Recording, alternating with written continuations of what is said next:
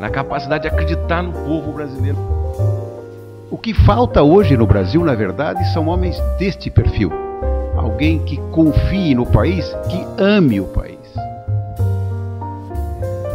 O JK, ele tinha uma vocação quase que religiosa quando se falava de política. Ele era uma pessoa que tinha uma noção muito clara do que era ser um servidor público, do que era estar numa posição eleito pelo povo e como olhar pelo bem-estar desse povo.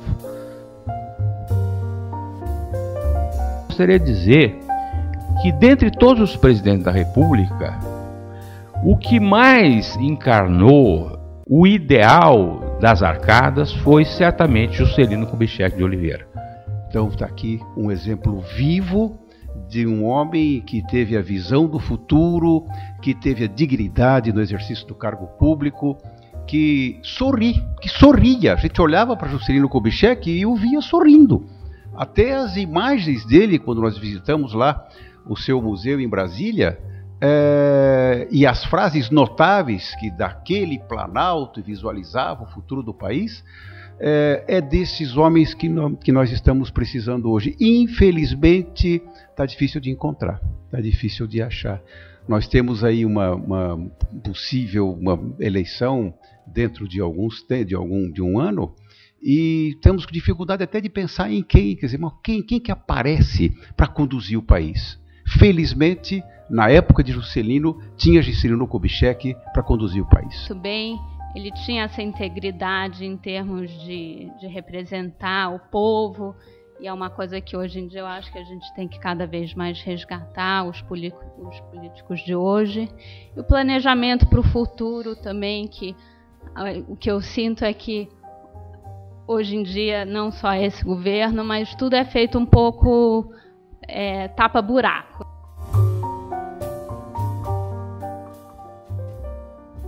Quem teve o privilégio de conhecer o presidente Juscelino se dará conta de uma característica da própria maneira de ser dele.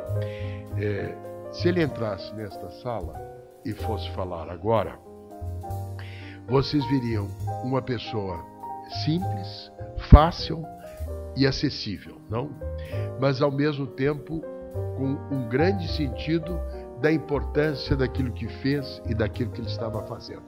A simplicidade não tolhia a percepção da grandeza do personagem que ele foi e que ele encarnou.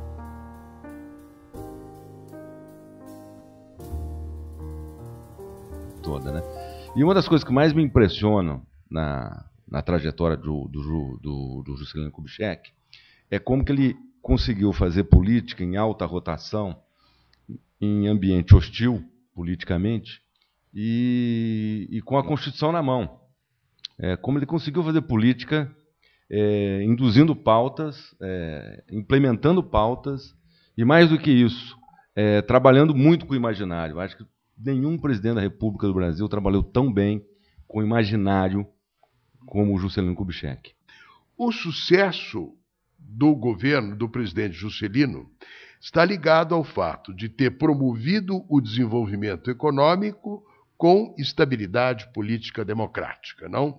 Uma tolerância liberal que levou a bom termo também a meta da legalidade democrática. Eu escrevi a minha tese em 1970, um período difícil da preponderância do arbítrio em nosso país, das dificuldades do próprio presidente. Então, o que me fascinou e o que me levou a querer escrever sobre Juscelino foi como é que ele conseguiu, ao mesmo tempo, promover o desenvolvimento e construir a estabilidade democrática. Qual foi a fórmula que ele encontrou para lidar com um desafio extraordinário, que é combinar, vamos dizer assim, o desenvolvimento econômico com o desenvolvimento político-democrático? A Faculdade de Direito tem, na sua história, nas suas tradições, essa linha de defesa das liberdades democráticas, da tolerância, do respeito aos direitos humanos e do progresso do país. E é exatamente esses ideais que marcaram a figura importantíssima da nossa vida política, que foi o presidente Juscelino Kubitschek de Oliveira. Impressionante, aí sim, eu acho que é o dado mais rico do período, é impressionante como ele costura essa política, como ele costura o instrumento com os outros meios de inclusão política, de desenvolvimento social, de perspectiva urbana. Quer dizer, eu acho que não teve presidente na história do país que teve uma dimensão urbanística tão elevada quanto o Juscelino. Ele era um homem de ação, preocupado em fazer coisas, não? Daí essa história de cobrar às 8 da manhã, às 5 da manhã, às 6 da manhã, providências que eram fundamentais para levar adiante o seu sentido de ação. Daí uma dimensão que ele tinha de improvisador. Por outro lado, ele foi, ao mesmo tempo, um bem-sucedido exemplo de planejador. Então, se você olha o período dele, ele combinou as duas coisas, o que não é fácil, não? Era uma pessoa, pela vocação para a ação, capaz de improvisar, mas foi um bem-sucedido planejador, porque o grupo, o Plano de Metas, foi a primeira tentativa bem-sucedida de planejamento no Brasil. E, naturalmente, a base da minha tese, eu procuro explicar como ele conseguiu levar adiante o programa de metas. Por que ele decidiu planejar e como ele foi bem-sucedido na operacionalização do planejamento. Olha, mexer com a máquina estatal, falo eu com experiência própria, não é uma coisa simples. E eu acho admirável como ele conseguiu lidar com esse desafio nas condições do país na época em que ele foi presidente. Então, ele era, ao mesmo tempo, um planejador e um improvisador. Ele era um homem moderno. Apreciou a arquitetura de Niemeyer, deu espaço para a pintura de Portinari, foi o primeiro presidente a administrar com o avião, não? Ele se movimentava pelo país como um todo. E, naturalmente, também o primeiro presidente a se comunicar, e bem, com a sociedade por meio da televisão. Né? Quando ele unifica a política social de assistência. Ele cria a base da Previdência Social Unificada. Então, é um personagem absolutamente complexo da política nacional, não pela complexidade daquele. Quando a gente diz personagem público complexo, geralmente é aquele sujeito que você não sabe muito bem o que ele pensa. Não. É exatamente pela densidade dos projetos e da unificação. E é incrível como se dá a unidade na atuação política do Juscelino. É incrível. O que é interessante, até inspirados pelo presidente Juscelino, no nível federal, alguns estados vão criar também seus órgãos de planejamento, seus próprios planos de desenvolvimento. Aqui em São Paulo vai haver o plano de ação do governo Carvalho Pinto. Em Minas Gerais também vai ter o plano estadual de desenvolvimento. Quer dizer, vários estados vão criar seus próprios planejamentos estaduais. Fazer tudo isso com charme incrível, pessoal, fazer alegre, né? O que é possível, você constrói uma agenda, realmente é uma agenda de futuro. E também o governo Juscelino criou uma série de universidades federais pelo país. Só para dar um exemplo das que eu consegui levantar, talvez tenha mais, talvez o ministro Ronaldo ache mais, né? Mas eu faço o que eu consegui achar. Né? Em 1957 foi criada a Universidade Federal do Pará.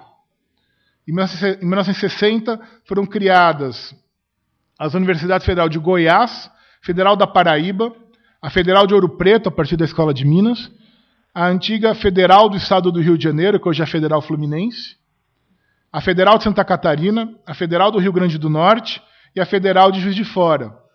Em 1961 foram criadas a Federal do Espírito Santo e a Federal de Alagoas. E já havia sido encaminhado o projeto da Universidade de Brasília. Vai ser aprovado no finzinho de 61 e vai ser instalada em 62, com Anísio Teixeira como reitor e o Darcy Ribeiro sendo a grande mente por trás desse projeto. Mas é difícil você examinar observar, análise, que conectam todas essas agendas. E aí é que dá a dimensão absolutamente singular de um homem que trabalhou. E quando você examina hoje que tudo é judicializado, a dificuldade de você fazer tudo no Congresso do sujeito, passa o projeto de Constituição do Brasil num único projeto, né, e passa no Congresso. Dizer que esse homem não tem habilidade, né? Ele era um intuitivo, não? Ele sabia, com base na sua experiência de médico, ele tinha experiência do diagnóstico, não? O diagnóstico para um médico é como o juízo político para um homem público, não? E ele sabia combinar esta experiência do diagnóstico na avaliação das coisas, não? Daí, por exemplo, um ponto básico do programa dele, da candidatura dele, em que ele dizia: o Brasil não é um país agrícola por vocação hereditária, não? A ideia de que o Brasil tinha outras possibilidades. Ele diz: estão querendo aplicar a um país jovem os remédios da velhice, quando ele é um país ainda em formação, é um país jovem, é um país adolescente, não? A metáfora que ele usou é a metáfora de um médico, mas a metáfora correspondia ao juízo político apropriado sobre o que fazer. Do outro lado, ele tinha uma dimensão cosmopolita e uma dimensão provinciana. O que eu quero dizer com isso? Ele foi um homem atento ao mundo. Ele foi estudar nos anos 30, depois de se formar em medicina, ele foi estudar em Paris. Ele fez uma viagem para a Europa, pela Europa. Ele fez uma viagem pelo Oriente. Nos anos 40, ele fez uma viagem ao Canadá e aos Estados Unidos e se deu conta da importância da industrialização. Isso dignificou o nosso país no exercício de cargos públicos todos que teve, como carreira, como prefeito de Belo Horizonte, como governador de Minas, como presidente da República, como senador, ocupou todos os cargos da República e o fez com dignidade. Coisa rara no Brasil de hoje também. Por força, assim, caiu-me às mãos um livro que eu já tinha lido há muitos anos atrás e que é um livro muito interessante, é uma delícia de se ler, que é o livro Porque Eu Construí Brasília, né? E aí, alegre, com gosto pela vida, não? Aquela história do nonô pé de valsa também é uma dimensão dele. Era um homem com transparente gosto pela vida. E é por isso que ele combinava também tudo aquilo que era necessário para captar a sensibilidade popular. Era alguém capaz de liderar e era, ao mesmo tempo, uma pessoa capaz de sentir e de conviver. E ele era, sobretudo, uma personalidade generosa, sem ressentimentos e sem ódios, não? Teve a capacidade, num ambiente de absoluta disputa política, não leal, não tão leal o tempo todo, ele conseguiu transformar a esperança como utopia concreta. Isso que é uma coisa muito maluca na história. Quer dizer, você faz e você entrega rapidamente os objetivos. O que falta hoje no Brasil, na verdade, são homens deste perfil. Alguém que confie no país, que ame o país, que não apenas se usufrua do nosso país, que ocupe cargo público apenas para desfrutar de um cargo, de uma função, desfrutar de situações escusas, mal esclarecidas. E Juscelino não. Ele tinha a iluminação dos seres, ele tinha a iluminação do futuro, ele soube antever o futuro. E aí o jornalista provoca: mas o senhor não acha que o presidente Castelo Branco é um grande homem, que vai ficar para a história?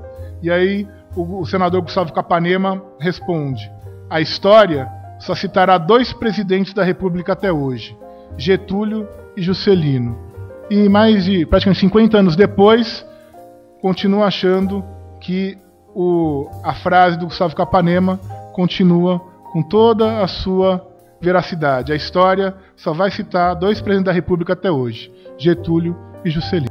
Se ele entrasse nesta sala e fosse falar agora, vocês veriam uma pessoa simples, fácil e acessível. Na capacidade de acreditar no povo brasileiro. O que falta hoje no Brasil, na verdade, são homens deste perfil. Alguém que confie no país, que ame o país.